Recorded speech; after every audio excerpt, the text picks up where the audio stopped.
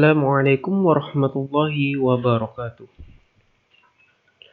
Alhamdulillahirabbil alamin wassalatu wassalamu ala asyrafil anbiya'i wal mursalin sayyidina Muhammadin wa ala alihi wa sahbihi ajmain. Pertama-tama marilah kita memanjatkan puji syukur kita kehadirat Allah Subhanahu wa taala karena berkat limpahan rahmat taufik serta hidayahnya sehingga kita bersama-sama dapat melakukan pembelajaran melalui media YouTube.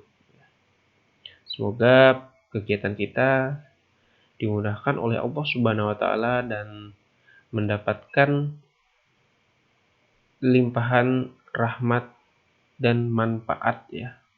Khususnya untuk diri kita sendiri, apalagi kalau bisa untuk di keluarga, masyarakat maupun untuk negara kita. Sebelum memasuki materi, Bapak ingin mengucapkan selamat buat siswa-siswi sekalian ya, karena telah berhasil melakukan atau melaksanakan kegiatan pembelajaran pada semester sebelumnya. Dan sekarang mengucapkan selamat, kalian sudah duduk di kelas 9. Itu berarti tinggal 1 tahun lagi kalian akan memasuki jenjang pendidikan yang baru ya. Baiklah, materi kita yang pertama pada kelas 9 ini membahas tentang dinamika perwujudan Pancasila sebagai dasar dan pandangan hidup bangsa. Tidak jauh berbeda dengan pembelajaran kita di kelas 7 dan 8 ya. Di kelas 9 pun masih membahas tentang Pancasila. Namun berbeda dengan kelas 7 dan 8. Di kelas 7 dan 8 mungkin kalian membahas tentang perumusan, bagaimana pendapat-pendapat para tokoh pendiri ya mengenai Pancasila sebagai dasar negara. Di kelas 9 ini kita akan membahas tentang dinamika perwujudannya. Apa sih dinamika itu? Dinamika itu sebuah perjalanan ya. Perjalanan apa? Perjalanan tentang perwujudan Pancasila tadi. Apakah Pancasila sebagai dasar dan pandangan hidup bangsa benar-benar menjadi dasar ya, benar-benar menjadi pandangan hidup bangsa? Atau jangan sampai Pancasila tadi hanya sebuah tulisan yang dipamerkan, namun tidak diterapkan di dalam kehidupan kita sehari-hari. Sebelum kita memasuki materi, kita bersama-sama menyanyikan lagu Garuda Pancasila dulu untuk membangkitkan semangat belajar kita. Baiklah, semuanya boleh menyanyikan ya. Kita bersama-sama.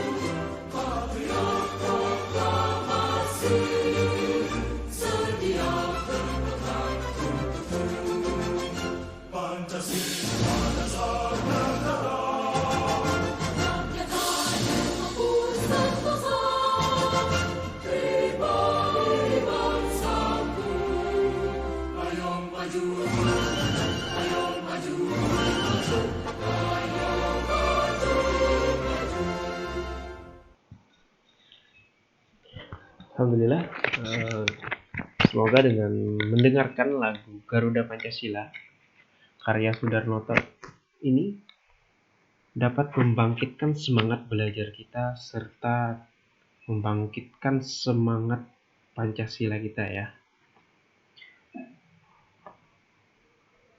Nah, ini merupakan indikator pembelajaran kita pada hari ini. Jadi setelah melakukan kegiatan pembelajaran ini, Bapak harapkan semuanya bisa memenuhi kriteria ini ya. Terutama kalau kita membahas tentang Pancasila, sehingga kita patut sekali ya mensyukuri terhadap Tuhan Yang Maha Esa dalam mewujudkan Pancasila sebagai dasar negara dan pandangan hidup bangsa. Patut sekali kita bersyukur ya atas keberadaan Pancasila ini. Kemudian indikator yang kedua atau tujuan yang kedua, menunjukkan perilaku gotong royong, disiplin dan bertanggung jawab dalam mempertahankan Pancasila sebagai dasar negara dan pandangan hidup bangsa. Setelah melakukan pembelajaran pada hari ini, tentu bisa kita terapkan ya semangat para pendiri negara kita ya dalam mempertahankan Pancasila sebagai dasar negara, kemudian bagaimana cara mereka itu merumuskan Pancasila ya, tentu mempunyai jiwa yang bertanggung jawab ya. Kemudian yang ketiga, mendeskripsikan penerapan Pancasila sebagai dasar negara dari masa ke masa. Nah, karena kita berbicara mengenai dinamika perwujudannya, maka kita akan melihat bagaimana penerapan Pancasila tadi dari masa ke masa. Kita bahas lebih lanjut. Kemudian indikator yang keempat, tentu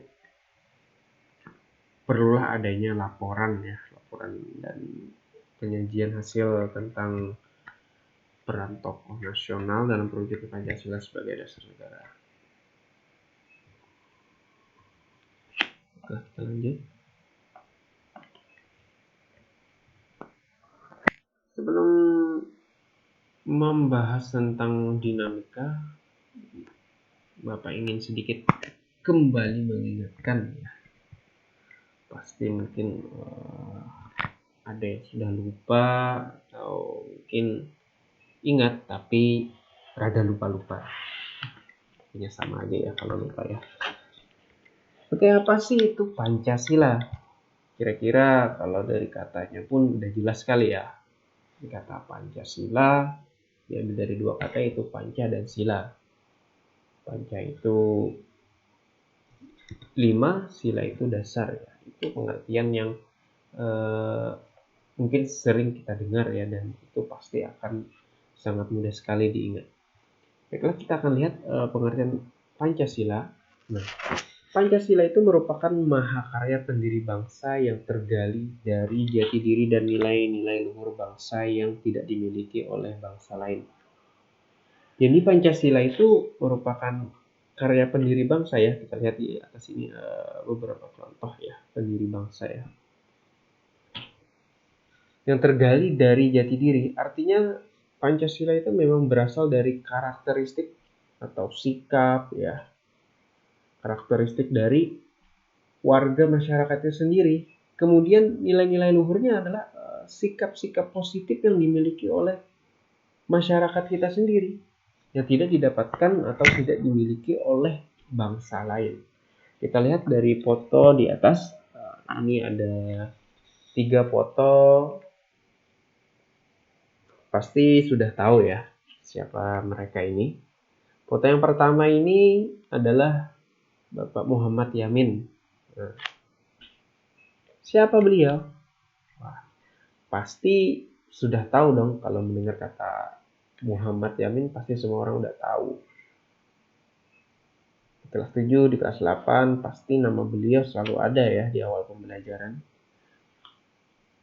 Bapak Muhammad Yamin ini adalah seorang tokoh atau salah seorang pendiri bangsa ya, yang pada sidang pertama BPUPKI pada tanggal 29 Mei, beliau yang pertama menyampaikan usulan tentang dasar negara. Nah, kemudian yang di samping ini ada Dr. Soepomo. Beliau juga orang yang menyampaikan gagasannya ya tentang dasar negara. Kemudian yang ketiga, wah, kalau beliau ini pasti udah tahu semua, tidak mungkin tidak kenal ya. Beliau adalah presiden kita, Insinyur Soekarno. Beliau merupakan orang yang ketiga yang menyampaikan gagasan mengenai dasar negara. Itu pada tanggal 1 Juni ya, 1994. Dan beliau pula lah yang memberikan nama dasar negara itu dengan kata Pancasila. Walaupun beliau sempat memberikan saran pembuatan jika tidak menggunakan Pancasila boleh Trisila, kemudian Ekasila ya. Namun dua opsi tersebut tidak dibahas ya, artinya tidak begitu diterima oleh forum pada rapat BPUPKI, sehingga yang lebih difokuskan kepada Pancasila. Nah, karena kita sudah mengenal Pancasila, kemudian sebagai dasar negara tadi kita jelaskan, sebagai pandangan hidup kita sudah tahu. Saatnya kita akan masuk kepada perkembangan Pancasila dari masa ke masa ya. Pancasila dari masa ke masa boleh kita lihat dari masa awal kemerdekaan dulu ya. Karena di sini ada 4 perkembangan dari awal kemerdekaan, baru Orde Lama, baru Orde Baru, kemudian masa reformasi ya sampai sekarang ya. Kita masuk ke masa awal kemerdekaan dulu. Masa awal kemerdekaan itu dimulai pada tahun 1945 sampai 1959. Pada awal kemerdekaan ini, ya, jadi Pancasila sebagai dasar negara dan pandangan hidup bangsa itu tidak berjalan secara mulus, ya, tidak berjalan mulus. Tentu ada beberapa hambatan yang ingin, bahkan ada yang ingin menggantikan Pancasila, ya, dengan ideologi lain. Atau ini ada beberapa pemberontakan yang terjadi pada masa awal kemerdekaan. Pemberontakan yang pertama itu adalah PKI, Partai Komunis Indonesia, yang terjadi di Madiun pada tanggal 18 September 1948 yang dipimpin oleh Musso. Kemudian ada DI atau NII ya, Negara Islam Indonesia, yang terjadi di Jawa Barat pada tanggal 17 Agustus 1949 yang dipimpin oleh Sekar Maji Marijan Kartosuwiryo. Nah, kalau PKI tadi dipimpin Musso ya. Di sini bentuk pemberontakan PKI ini adalah untuk mengganti ideologi Pancasila dengan ideologi komunis. Kalau NII, tujuan mereka adalah untuk mengganti ideologi Pancasila dengan syariat Islam. Namun pada prakteknya, jika dikatakan dengan syariat Islam ini sangat melenceng sekali ya, karena di dalam praktik mereka ini sangat anarkis sekali. Terbukti itu dari beberapa contoh ya. Beberapa contoh ada menyebutkan bahwa mereka ini bertindak anarkis dengan ada yang membakar rumah-rumah warga ya, kemudian mengganggu ya, setidaknya mengganggu masyarakat ya. Kalau sudah membakar itu kan sudah jelas sekali bukan sesuai dengan syariat Islam. Karena Islam itu adalah agama yang damai. Kalau membakar rumah itu sudah jelas sekali perbuatan yang merusak ya. Kemudian ada RMS dipimpin oleh Christian Robert Stephen Somerville. RMS Republik Maluku Selatan ya. Ini bertujuan untuk membentuk negara sendiri. Nah, jadi dia pemberontakan ini bertujuan untuk membentuk negara sendiri, makanya memisahkan dengan negara kita ya, negara Indonesia, yang didirikan pada tanggal 25 April 1950. Kemudian ada lagi Perjuangan Rakyat Semesta atau Permesta yang dipimpin oleh Syarifuddin Prawiranegara dan Pensomual tahun 1957 sampai 1958 di Sumatera dan Sulawesi. Jadi ada beberapa pemberontakan memang ya yang terjadi pada masa awal kemerdekaan. Namun tentu saja Pancasila tetap bertahan ya, sebagai dasar negara, kemudian sebagai pandangan hidup bangsa. Namun kalau dilihat dari praktek konstitusinya, pada tahun 1945 sampai 1959 ini terjadi beberapa kali pergantian ya. Terutama dari konstitusi pertama adalah Undang-Undang Dasar 1945, kemudian terjadi perubahan ya, menjadi Republik Indonesia Serikat ya. Kemudian pada tahun 1959 ya, kembali lagi perubahan menjadi UUDS ya, atau Undang-Undang Dasar Sementara, berdasarkan hasil dari isi dekret presiden. Oke, itu ya perkembangan pada masa awal kemerdekaan. Lanjut kepada masa Orde Lama. Nah, pada masa Orde Lama ini dikenal dengan periode demokrasi terpimpin. Demokrasi terpimpin itu sistem demokrasi yang seluruh keputusan dan pemikiran dalam pemerintahan negara berpusat pada pemimpin negara. Jadi segala keputusan yang berkaitan tentang pemerintahan negara ya, itu diberikan kepada pemimpin negara. Pemimpin negara ya presiden ya. Presiden pada saat itu adalah Insinyur Soekarno. Nah, pada masa Orde Lama ini PKI muncul lagi ya. Namun dengan pemimpin yang berbeda. Pada tanggal 30 September 1965 yang dipimpin oleh D.N. Aidit. Tujuan pemberontakan ini pun hampir sama dengan pemberontakan pada awal kemerdekaan ya. Tujuannya adalah untuk mengganti ideologi Pancasila dengan paham komunis. Namun dengan perjuangan pertahanan Indonesia ya, berhasil menggugurkan atau menghentikan atau menangkap pemberontakan ini. Oke, kita masuk pada selanjutnya Orde Baru. Nah, Orde Baru bisa dibilang masa pergantian Presiden Soekarno ke Presiden Soeharto ya. Keberhasilan pada masa Orde Baru ini dimulai dengan ditangkapnya atau dimusnahkannya ya, bisa kita bilang dimusnahkan karena pemberontakan PKI pada masa 1966 ini semuanya ditangkap ya, para anggota-anggotanya ditangkap.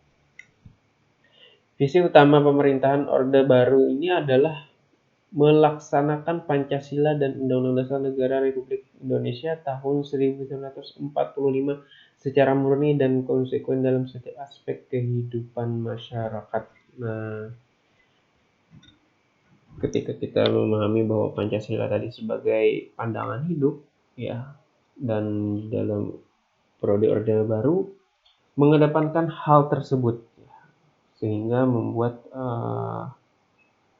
masyarakat menjadi senang ya, karena nilai-nilai yang terdapat di dalam Pancasila itu sangat baik sekali ya. Namun dalam perkembangannya ya, tentu saja tidak berjalan sesuai harapan. Seperti terjadinya kebebasan politik.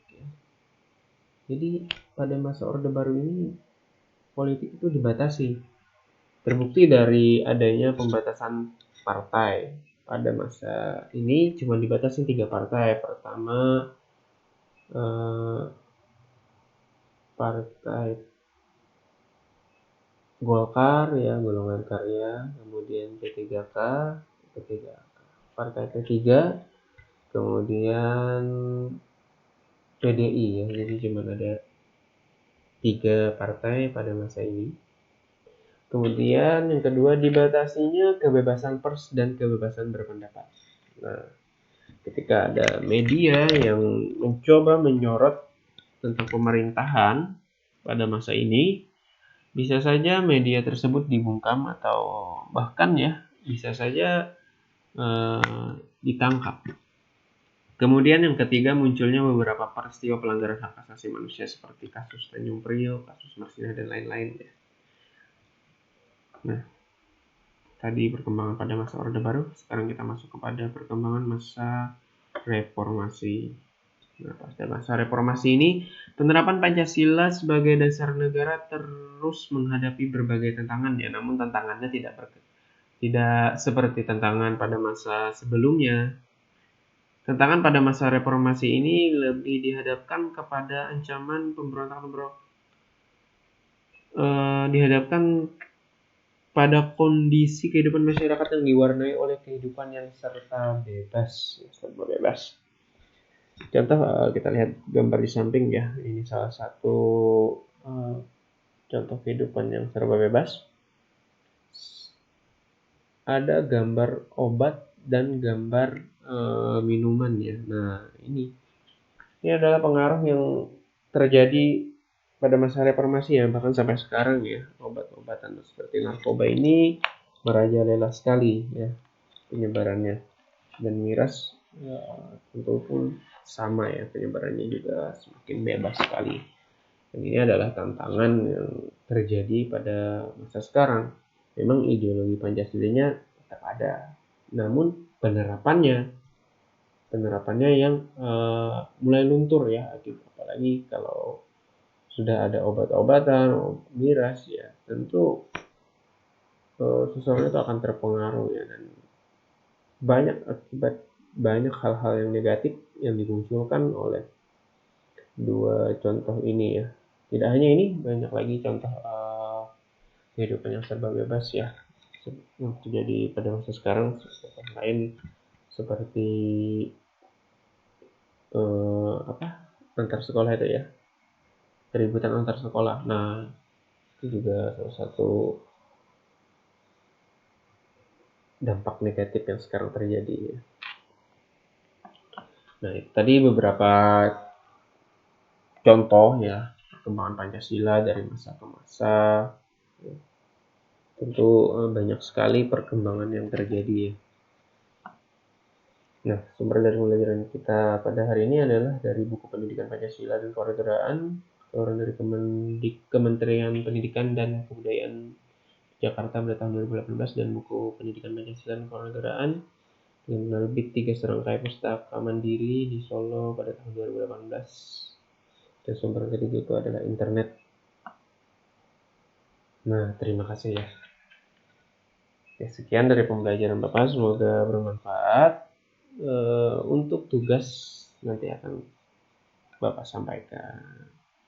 Ya, sekian. Terima kasih. Assalamualaikum warahmatullahi wabarakatuh.